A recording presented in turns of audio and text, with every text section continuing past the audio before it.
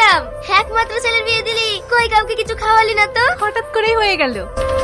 ভাবি একটু তাকাও, একটা ছবি তুলি। কোনো ছবি হবে না, যা এখান দেখি। বাবার কালে যেন বউ দেখেনি। তোর বৌমার তো ব্যবহার ভালো না রে, নতুন বউ সবাই দেখতে আসবে, তাই বলে এইভাবে রাখতে খেতে হবে? একটা কথা বলবে? কাল থেকে দেখছি তোমার মনটা ভীষণ খারাপ। আমাকে কি তোমার পছন্দ না? না, পছন্দ না। আমি এরকম ফ্যামিলি চাইনি। এই বিয়ে আমার ইচ্ছার বিরুদ্ধে হয়েছে। আর তাছাড়া আপনার কি আছে? না আপনি দেখতে ভালো, না আপনার টাকা পয়সা আছে, না আপনি একটা কোনো ভালো কাজ করেন তো সামনে একটা ডেলিভারি বয়ের কাজ। এই বিষয়টা আগে জানলে হয়তো আমি এই বিয়ে কখনোই করতাম না। তবে আমি গরিব, একটা ডেলিভারি বয়ের কাজ করি, এটুকু বলতে পারি। তোর কোনো কিছুর অভাব হতে দেবো না।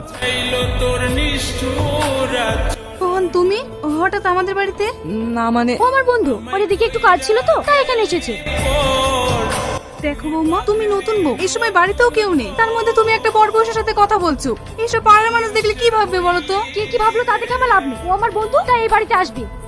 এটা আমার বাড়ি, আমি এটা হতে দেবো না। আমি আগে থেকেই জানি আপনি একটা ঝগড়ুটে মহিলা, অত্যাচার করে করে নিজের স্বামীটাকে মেরেছেন, এখন আমার পেছনে লেগেছে। তুই না, আরে একটা কথা যদি বলেছো তোমার জিভ টেনে ছিঁড়ে ফেলে দেবো। তুমি তোমার মায়ের জন্য আমার গায়ে হাত তুললে, আমিও দেখে নেব। তোমাদের মা ছেলেকে যদি আমি জেলে ভাত না খাইয়েছি, আমার নাম তুহিনা না। আরে যাও যাও।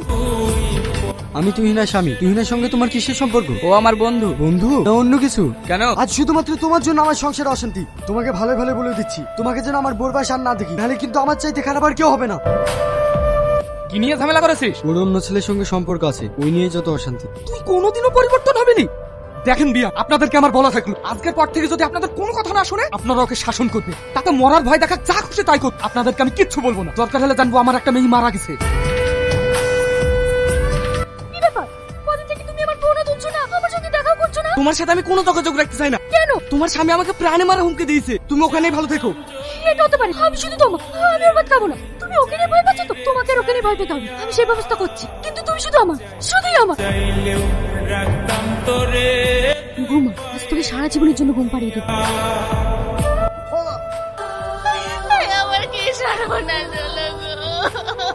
এই রিয়াজ রে, কেন তুই শুনিস নি? রিয়াজের বউ রিয়াজকে মার্ডার করে দিয়েছে। পুলিশ এসে লাশ আর রিয়াজের বউকে তুলে নিয়ে গেল। ও তাই? শেষ করে দিল গো। ওই কালাগিনি আমার সব শেষ করে দিল গো। আপনাদের উদ্দেশ্যে একটা কথা বলি, এইরকম রিয়াজ তুহিনার মতো ঘটনা আমাদের সমাজে প্রতিনিয়ত ঘটে চলেছে।